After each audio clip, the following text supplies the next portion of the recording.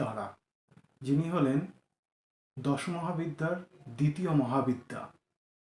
দেবী কালীর পরই আসেন দেবী তারা। সাধনার বিভিন্ন ক্রমে কালী দেবী দিয়ে সাধনা শুরু হয় এবং সাধনার দ্বিতীয় স্তর বা মধ্য স্তর হল তারা সাধনা। দেবী তারার যে রূপ আমরা দেখতে পাই সেই রূপ হলেন, দেখলে আমরা খুবই একটু ভয়ভীত হব। দেবী শ্মশানের মধ্যে জ্বলন্ত চিতাগ্নির মধ্যে দণ্ডায়মানা শবের ওপর এবং দেবী লম্বোদরী, অর্থাৎ দেবীর একটা বড় মাপের একটা ভুঁড়ি এবং একটু বেটে খাটো খর্বা, উনি বেটে চেহারা, মাথায় ওনার জটা, যার মধ্যে একটা স্ত্রী নাগ, অক্ষোভ্য নাগ সেই জটার মধ্যে বিদ্যমান, এবং দেবীর চার হস্তে নীলোৎপল এবং কপালপাত্র, খড়গ এবং কর্তৃকা। দেবী নীল বর্ণা, নবোদিত সূর্যের মতো দেবীর তিনটে নয়ন, এবং দেবী লোলজিহ্বা এবং ব্যাঘ্রচর্ম পরিবৃতা, এবং দেবী নরকোটি বা নর কঙ্কাল মুন্ডমালায় বিভূষিতা, দেবীর সর্বাঙ্গ নাগভূষণা। এইরকম একটা মূর্তি যথেষ্ট ভয়াবহ, এবং এই মূর্তির পেছনে যে প্রকৃত রহস্য সেটা আমাদের জানতে হবে। দেবীর এই মূর্তির পেছনে নানা রকম তাৎপর্য রয়েছে। দেবী সাক্ষাৎ পরাবিদ্যা বা ব্রহ্মবিদ্যা প্রদায়িনী। দেবী বাক সিদ্ধি প্রদান করেন। দেবীর যারা সাধক তারা অত্যন্ত জ্ঞানী হয় এবং ব্রহ্মজ্ঞান তাদের করতলগত প্রায় হয়, এবং ওনারা মোক্ষ লাভের প্রায় কাছাকাছি বা মোক্ষ লাভ করেছেন। এই দেবী তারার যে সাধনা, যদি আমরা এই সাধনার প্রাচীন ইতিহাস ঘাঁটি তাহলে দেখা যায় যে দেবী কালীর, বর্তমানেও আমরা দেখতে পাই দেবী কালীর যত মন্দির আছে আমাদের পশ্চিমবঙ্গে বা আমাদের ভারতে, সেইরকমভাবে দেবী তারার কিন্তু খুব একটা সাধন পন্থা আমরা মন্দির খুব একটা দেখতে পাই না, খুবই কম, হাতে গোনা কয়েকটা মন্দির, তার মধ্যে তারাপীঠ অন্যতম। ভারতের মধ্যে তারা মন্দির হিসাবে সবথেকে প্রথম নামটি যেটা আমাদের কাছে আসে সেটা হচ্ছে মহাপীঠ তারাপীঠ, যেটা মহাপীঠ নামেও খ্যাত। এছাড়া আমাদের ভারতে প্রথম তিন মহাবিদ্যার নামে তিন কুল আছে: কালীকুল, তারাকুল এবং শ্রীকুল। কিন্তু আমাদের ভারতে তারাকুল খুবই কম। তারা সাধনার যে একটা সম্প্রদায়, সেটাকে আমরা ভারতে খুবই কম দেখতে পাই। মোটামুটি আমাদের উত্তর পূর্ব দিকে তিব্বতে বা বৌদ্ধ ধর্মে তারা সাধনা বহুলভাবে প্রচলিত। আর কালীকুল আমাদের উত্তর পূর্ব ভারত বা পূর্ব ভারত, এখানে প্রচুর কালী সাধনা হয়। আমাদের বঙ্গে দেখি কালী হচ্ছে মূল দেবী তন্ত্রের, এবং দক্ষিণের যে তন্ত্র সাধনা সেটা ত্রিপুরা সুন্দরী দেবী ওনাদের মূল, এবং সেটাকে বলা হয় শ্রীকুল। তো তারাকুল মোটামুটি আমাদের নেপাল বা তিব্বতের যে লামাদের দ্বারা মূলত তারাদেবী পূজিতা। এখন এই তারাদেবীর যে সাধনের যে রহস্য সেটা আমাদের জানতে হবে।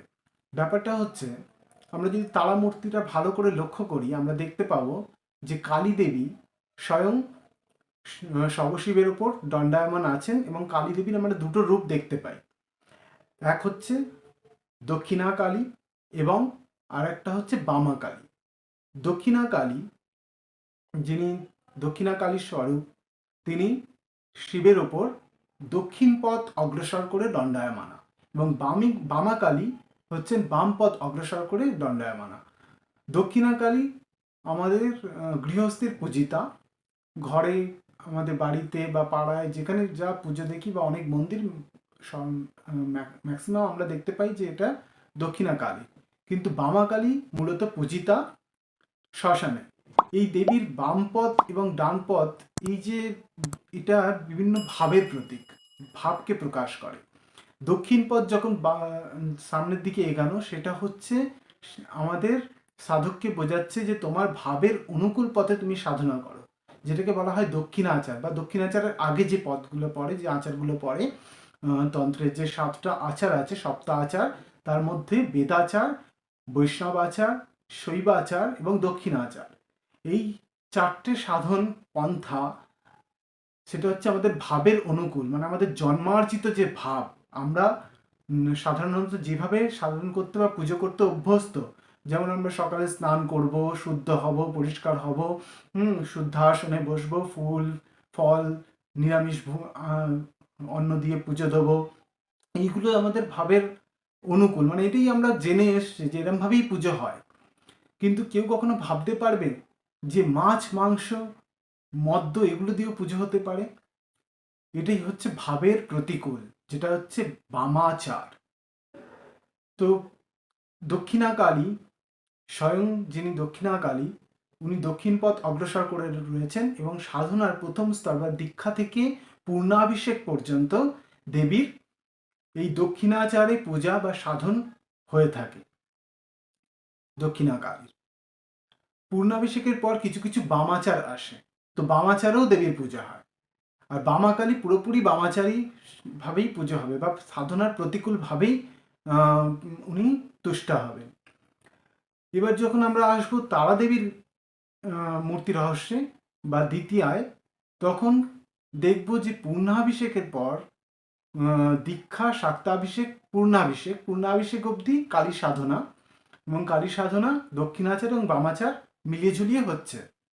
কিন্তু ক্রমাভিষেকের পর তারাবিদ্যা সাধকের কাছে আসে, এবং সাধক তারা সাধনায় ব্রতী হন।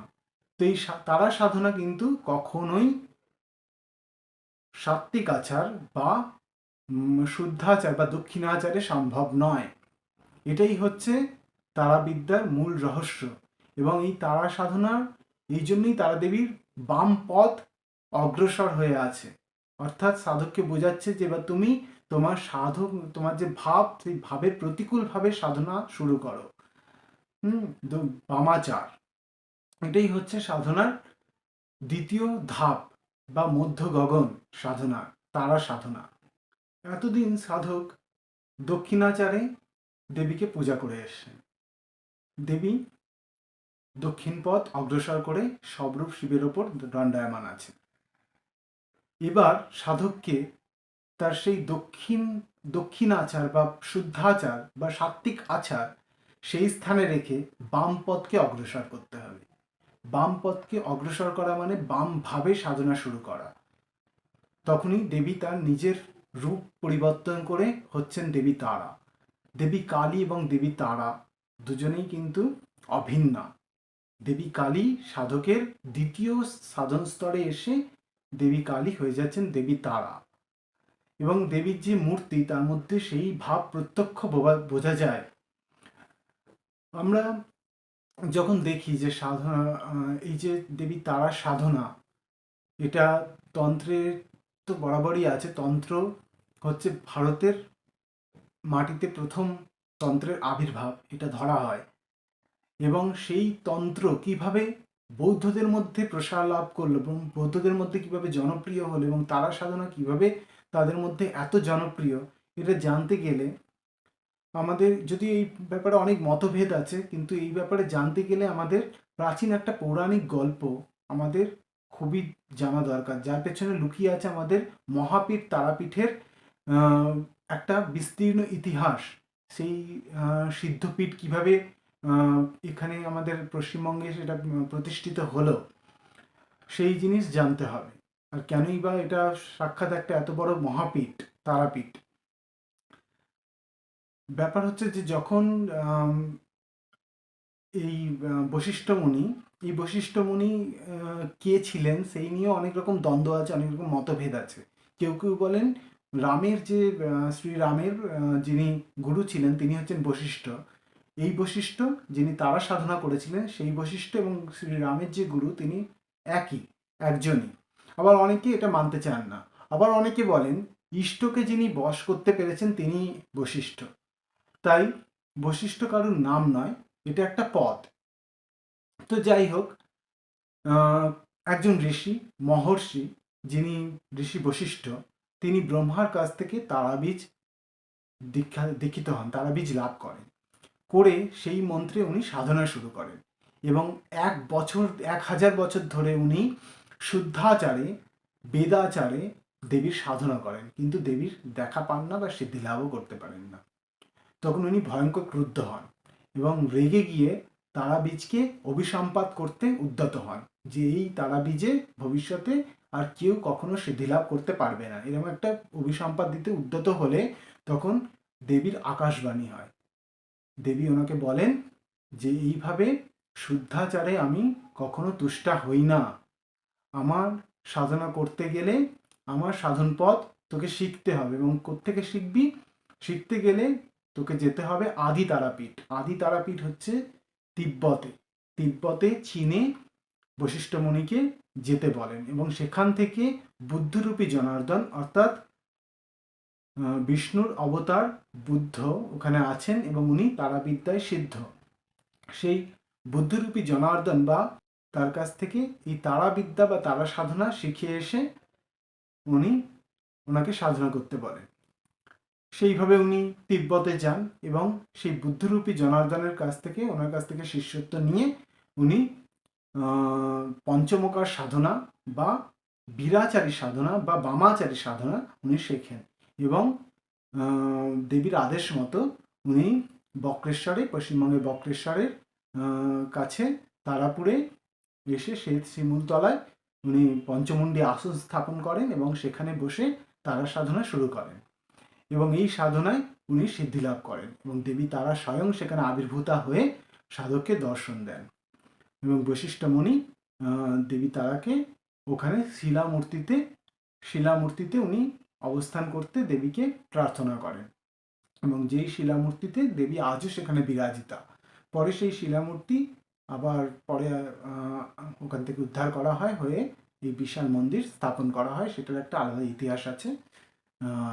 তো কোজাগরী লক্ষ্মী পুজোর পূর্ণিমায় সেই দেবীর ওখানে আবির্ভাব ঘটে এবং উনি বশিষ্ঠ মুনি সিদ্ধি লাভ করেন। তাই জন্য তারাপীঠ একটা সিদ্ধ পীঠ রূপে অবস্থান করছে।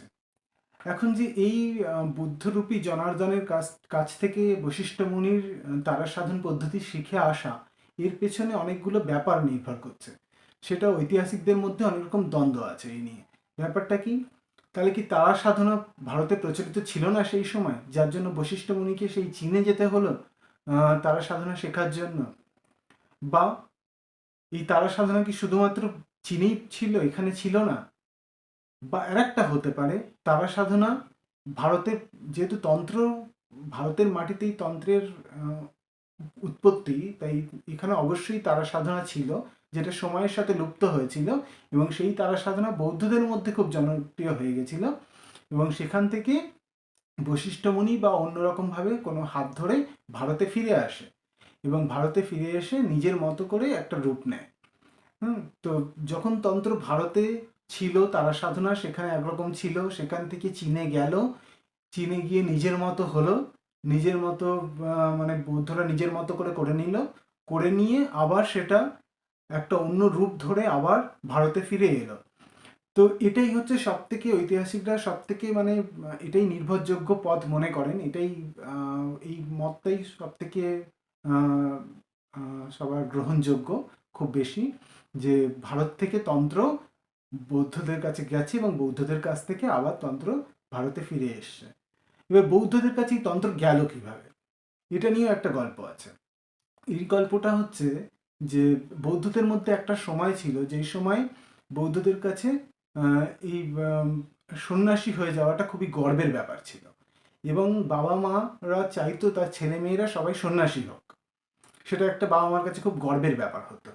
এবার ছেলে মেয়ের কি ইচ্ছা অনিচ্ছা সেটা জানার কোনো জায়গা ছিল না, জোর করে তাদেরকে সন্ন্যাস ধর্ম নিতে পাঠিয়ে দিত। তো এখন এরমভাবে সন্ন্যাস ধর্মে পাঠিয়ে দেওয়ার ফলে তারা না পারছে জিনিসটাকে গিলতে, না পারছে উতরাতে, সন্ন্যাসও হতে পারছে না অথচ সংসার জীবনও করতে পারছে না। তখন তারা খুব ভয়ঙ্কর একটা বিপদে পড়লো। তারা ওই কঠিন বৌদ্ধ দর্শন তাদের মাথায় ঢুকতো না, তারা তো সেটাকে মন থেকে গ্রহণ করছে না। তার ফলে কি হলো, তারা আস্তে আস্তে তন্ত্রের প্রতি আকৃষ্ট হলো। ভারত থেকে তন্ত্র আস্তে আস্তে তিব্বতে প্রবেশ করতে শুরু করলো। তারা দিনের বেলা বৌদ্ধ দর্শন, বৌদ্ধ সাধনা করত, এবং রাত্রির বেলা শ্মশানে গিয়ে নিরিবিলিতে একান্তে তন্ত্র সাধনা করতে শুরু করলো। কারণ তন্ত্র সাধনা যথেষ্ট জাঁকজমকপূর্ণ এবং সবাইকে আকৃষ্ট করে। হুম তো তন্ত্র আস্তে আস্তে বৌদ্ধদের কাছে খুব নিজের মতো হয়ে গেলে, এবং ওরা বৌদ্ধরা তন্ত্রটাকে নিয়ে নিজের মতো করে ওরা সাজিয়ে নিল। তারপরে সেখান থেকে আবার ভারতে এলো। তো এই তারা সাধনা বৌদ্ধদের কাছে খুবই একটা গুরুত্বপূর্ণ অঙ্গ, এবং দেবী তারা তাদের কাছে নির্বাণ জননী রূপে পূজিতা, এবং বোধিসত্ত্ব লাভ করার জন্য এই তারা দেবীর সাধনা ওনারা করে থাকেন। আমরা যেমন শিবত্ব লাভ করে, শিবত্ব লাভ করা যেটাকে আমরা বলি, আমাদের জীব থেকে আমরা শিবে উপনীত হই মহাশক্তির আরাধনায়, সেরকম তারা দেবীর সাধনায় বৌদ্ধরা বোধিসত্ত্ব লাভ করে। তাছাড়াও নানা রকম দুঃখ যন্ত্রণার হাত থেকে মুক্তি পেতে, উগ্র বিপদের হাত থেকে মুক্তি পেতে তারা তারা সাধনা করে থাকেন। দেবী তারা হলেন সাধককে তাড়ন করেন বা উদ্ধার করেন, ভবযন্ত্রণা তাড়ন করেন, মোক্ষ প্রদান করেন, তাই দেবী তারিণী, উনি হলেন তারা।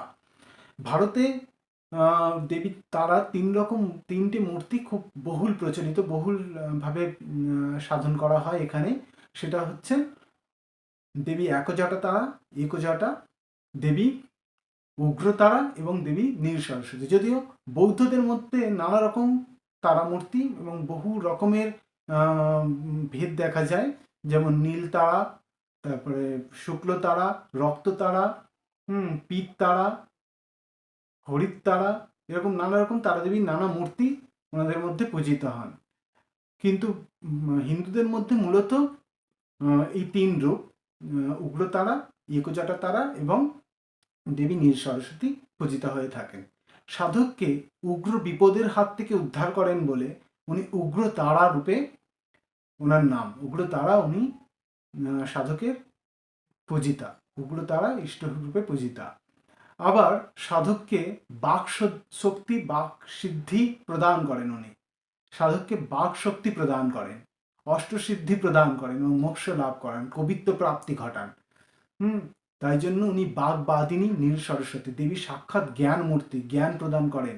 দেবী জ্ঞান প্রদান করেন বলেই দেবী জ্বলন্ত চিতার মধ্যে দাঁড়িয়ে আছেন। জ্বলন্ত চিতা সেই জ্ঞান আগ্নির প্রতীক। জ্ঞান আগ্নি, জ্ঞান সমস্ত কর্মকে পুড়িয়ে দেয়, এবং কর্ম যখনই পুড়ে যায় তখন কি থাকে, কর্মফল শূন্য হয়ে যায় জীব, এবং জীব যখন কর্মফল শূন্য হয়ে যায় তখন জীবের শিবত্ব প্রাপ্তি হয় এবং জীব মোক্ষ লাভ করে। তাই জন্য দেবী তারা হচ্ছেন সাক্ষাৎ মোক্ষ প্রদায়িনী, মোক্ষদাত্রী। দেবী তারার যে ভৈরব দেখা যায়, সেই ভৈরব চারজন ভৈরবের কথা শাস্ত্রে উল্লেখিত, হিন্দু শাস্ত্র মতে। সেখানে দেখা যায় প্রথম হচ্ছেন সদ্যজাত ভৈরব, সদ্যজাত মহাকাল। সদ্যজাত মানে শিবের শিশুরূপ, শিশুরূপে যিনি ভৈরব তিনি সদ্যজাত ভৈরব, সবে জন্মগ্রহণ করেছেন এরকম। এরও একটা পেছনে ইতিহাস আছে। সমুদ্র মন্থনের সময় আমরা জানি মহেশ্বর ভোলেনাথ হলাহল পান করেছিলেন, এবং সেই হলাহল পান করার ফলে ওনার স্বয়ং মহাকাল, যিনি সবার সমস্ত বিপদের মানে বিপদ যাকে দেখে ভয় পায়, তিনি নিজেই উগ্র বিপদে পড়লেন। উনি সেই বিষের যন্ত্রণায় ছটপট করতে শুরু করলেন। এই মহাবিশ্বকে তো উনি বিষের হাত থেকে রক্ষা করে ফেললেন, কিন্তু এবার ওনাকে রক্ষা করবেন কে? উনি সেই বিষ নিয়ে ওনার বুক মানে জ্বালা করতে শুরু করলো। তখন সেই দেবী তারা, যিনি মহাকালেরও জননী, তিনি দেবী তারা রূপে আবির্ভূত হলেন, উগ্র তারা। উগ্র বিপদ, কার উগ্র বিপদ? সেই দেবাদিদেব মহেশ্বরের উগ্র বিপদ। সেই উগ্র বিপদ থেকে উনি উদ্ধার করবেন বলে দেবী তারা আবির্ভূত হলেন। এবং উনি সেই শিব তখন, শিব আস্তে আস্তে উনি সদ্যজাত রূপে রূপ ধারণ করলেন, সদ্যজাত মহাকাল, এবং দেবী ওনাকে বুকে নিয়ে নিজের স্তন পান করাতে থাকলেন, দুগ্ধ পান করিয়ে তখন ওই স্তন পান করিয়ে ওনার সেই যন্ত্রণার হাত থেকে উদ্ধার করেন, উগ্র বিপদ থেকে উদ্ধার করলেন। তাই দেবী উগ্র তারা, এবং সদ্যজাত মহাকাল ওনার ভৈরব। দ্বিতীয় ভৈরব হচ্ছেন অক্ষব্য, যিনি দেবীর মাথায় আছেন, স্ত্রী নাগরূপী অক্ষব্য ঋষি। অক্ষব্য ঋষি হচ্ছেন দেবীর মন্ত্রের প্রথম দ্রষ্টা। দেবীর তারার মন্ত্র প্রথম দিয়েছেন হচ্ছে অক্ষব্য ঋষি, এবং এই অক্ষব্য শিবই হচ্ছেন দেবীর ভৈরব, যিনি দেবীর মাথায় থাকেন নাগরূপে। ইনি হচ্ছেন অক্ষব্য। তৃতীয় ভৈরব হলেন, যেটা শাস্ত্রে দেখা যায় ওনার স্বামী রূপে, ডাবুকেশ্বর ভৈরবের নাম শোনা যায়। চতুর্থ ভৈরব হচ্ছেন চন্দ্রচূড় ভৈরব, যিনি তারাপীঠেও চন্দ্রচূড় ভৈরবের মন্দির আছেন। চন্দ্রচূড় ভৈরব, যিনি দেবীর দ্বার রক্ষী। এবং তারাপীঠে মনে করা হয় পঞ্চম ভৈরব, যার নাম না করলে তারা দেবীর সম্পর্কে বলাটাই পুরো বৃথা হয়ে যায়, যিনি হচ্ছেন মহাসাধক শ্রী শ্রী বামা খ্যাপা। উনি স্বয়ং মহাপীঠ তারাপীঠ ভৈরব ওনাকে বলা হয়। উনি দেবীর পঞ্চমতম ভৈরব হিসেবে ওনাকে ধরা হয়, এবং দেবীর সন্তান এবং দেবীর ভৈরবও বটে, শিশুরূপী ভৈরব উনিও। তো স্বয়ং বামদেব হলেন দেবীর একজন ভৈরব। আমরা প্রাচীন ঋষিমুনিদের মধ্যে অনেককেই দেখেছি যে অনেকেই তারা সাধনা করেছেন, এবং অনেকেরই ইষ্ট দেবী ছিলেন তারা। যেমন বশিষ্ঠ মুনি তো দেখলাম, এছাড়াও ঋষি দুর্বাসা, অগস্ত্য মুনি, পুলস্ত্য মুনি, এছাড়াও বর্তমান যুগে নিগমানন্দ সরস্বতী, তারা খ্যাপা, শ্রী শ্রী বামদেব তো বটেই, ওনার নাম তো প্রথমেই করেছি। এনারা সবাই তারার সাধনায় সিদ্ধিলাভ করেছেন। দেবী তারার সাধনায় আমরা যেটা বললাম যে মহাজ্ঞান লাভ হয়, এবং সাধক কবিত্ব প্রাপ্তি, বাকসিদ্ধি প্রাপ্তি ঘটে, যা বলবে সেটাই ফলে যাবে, এরকম সিদ্ধি দেবী তারার সাধনায় হয়ে থাকে। এবং দেবী তারার সাধনায় খুব শীঘ্র ফললাভ হয়, শীঘ্র সিদ্ধি হয়। বলা হয় ঠিকমতো সাধন করলে 6 মাসের মধ্যে সিদ্ধি লাভ হয়ে যায়। কিন্তু এই সিদ্ধি লাভ অত সহজ নয়, খুবই কঠিন। এবং যখন বলা হয় যে দেবীর যেহেতু সবরূপী শিবের ওপর উনি দাঁড়িয়ে আছেন, তো সবরূপী শিব হচ্ছেন দেবীর বাহন, এবং দেবীর বাহন কেন, এই বাহন তত্ত্বর একটা গভীর রহস্য আছে। তো আমি ছোট করে এটা বলছি এখানে। সব কেন দেবীর বাহন, সব শিব। দেবী যে মহাশক্তি, সেই মহাশক্তিকে যখন সাধক নিজের মধ্যে ধারণ করবে, সেই সাধকই একমাত্র সেই মহাশক্তিকে ধারণ করতে পারেন, যিনি সবের মতো, এবং তাকে শিবও হতে হবে। শিব মানে মঙ্গলময়, সব রূপ মঙ্গলময় তার স্বরূপ হতে হবে, তবে সেই মহাশক্তিকে তিনি ধারণ করতে পারবেন। নিজেকে আধার করতে গেলে সব রূপ হতে হবে, দেবীর আধার।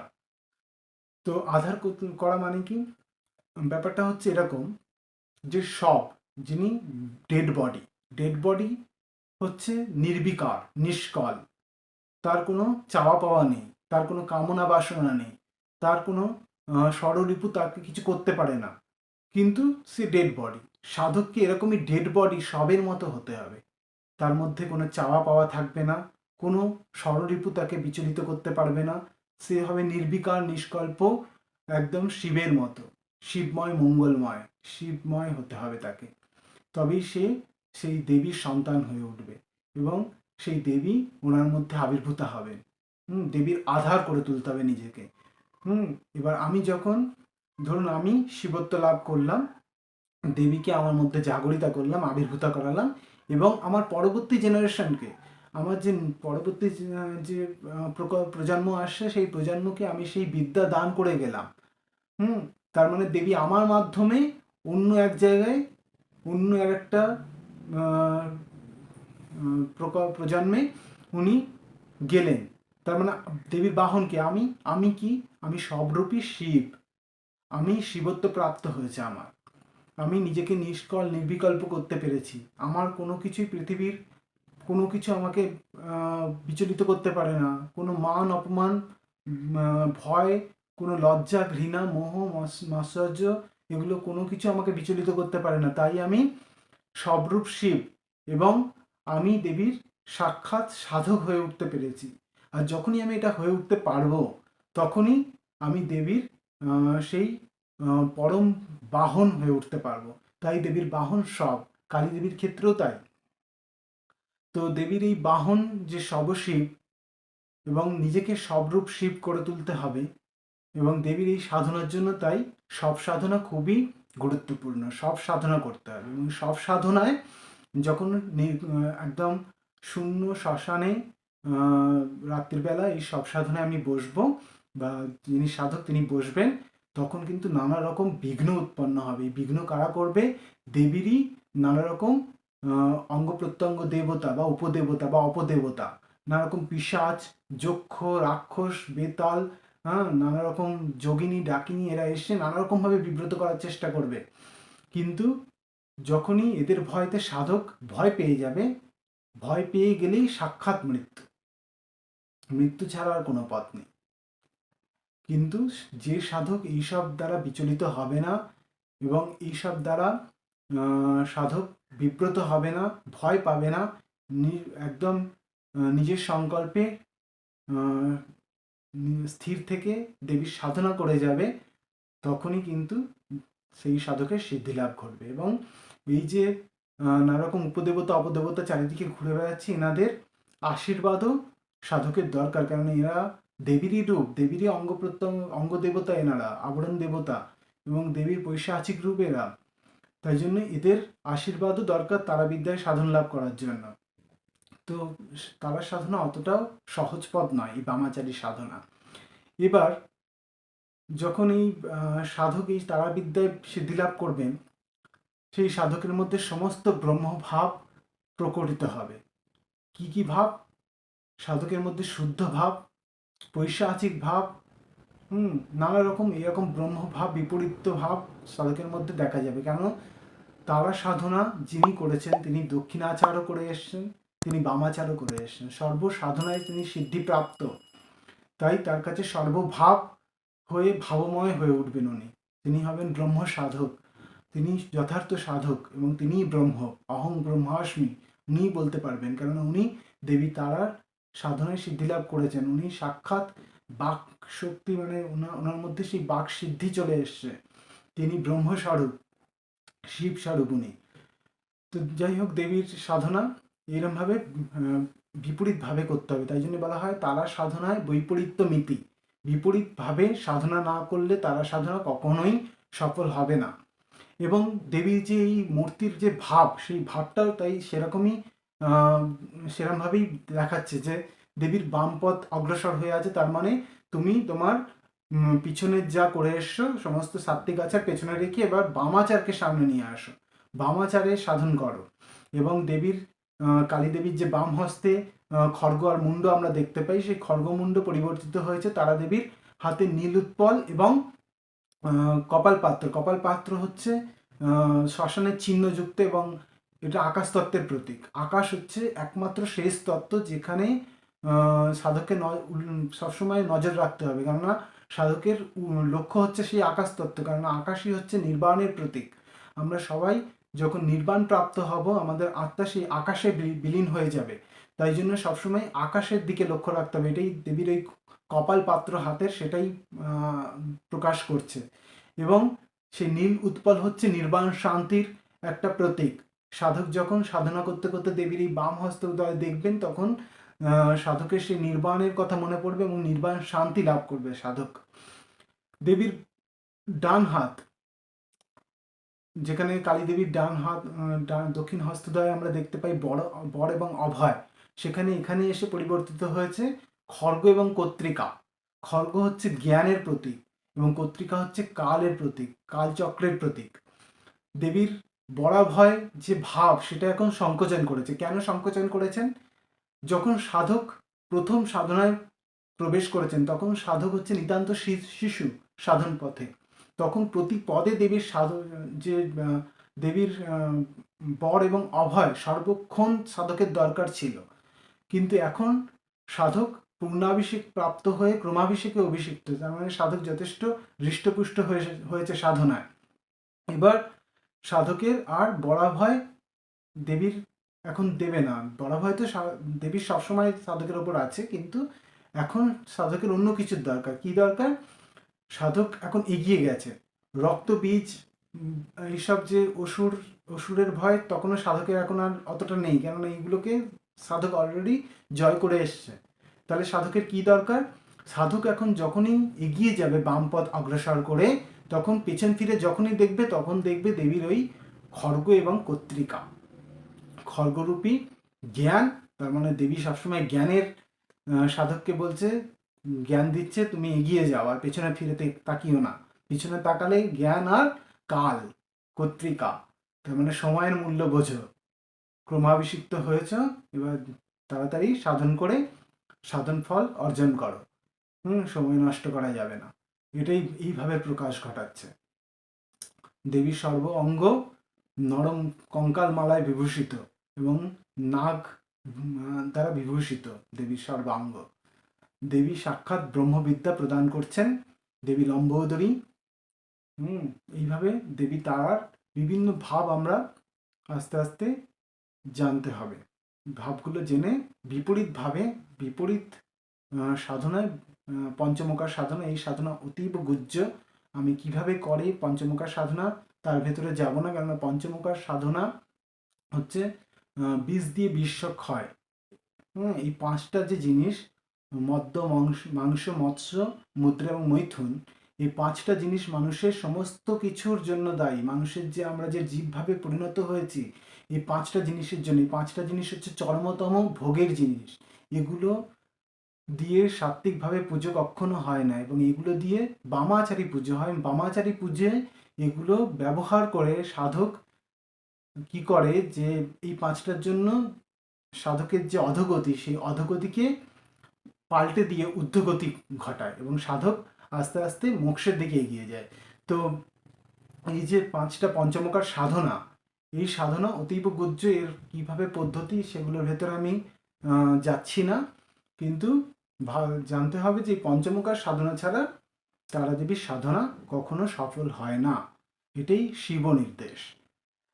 যাই হোক, আজ যতটুকু তারাদেবী সম্পর্কে আমি জানি, আমার ক্ষুদ্র জ্ঞানে একটু জানানোর চেষ্টা করলাম আপনাদের। আশা করি আপনাদের ভালো লাগবে। ভবিষ্যতে আরও এরকম কিছু জিনিস আমি জানার চেষ্টা করব। সাথে থাকবেন। নমস্কার।